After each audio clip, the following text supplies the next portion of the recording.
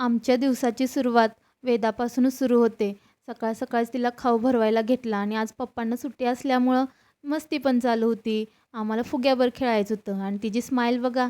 पप्पा असले की वेदा खूप खुश असते. ह्या स्माईलसाठी तर सगळं करायचं आहे.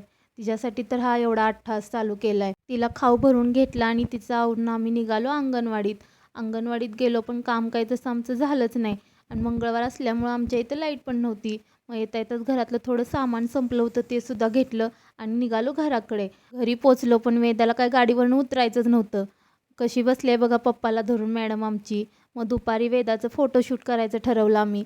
बड्डेसाठी हा ड्रेस घेतला होता पण त्या दिवशी काय तिला घालता आला नाही. त्यामुळे म्हटलं परत एकदा आपण तिचं फोटोशूट करूया. त्यासाठी आम्ही डेकोरेशनसुद्धा काढलं नव्हतं.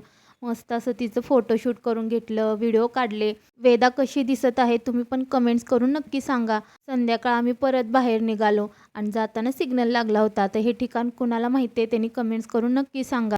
आणि पोचलो दवाखान्यात. वेदाची सर्दी काय अजून कमी झाली नव्हती. म्हटलं चला डॉक्टरांना अजून एकदा दाखवून आणावं. मग त्यांनी परत काही औषधं बदलून दिली. ती घेऊन आम्ही आलो घराकडे. आतासाठी एवढंच. बाय. आता भेटू नेक्स्ट व्हिडिओमध्ये. जय सद्गुरू.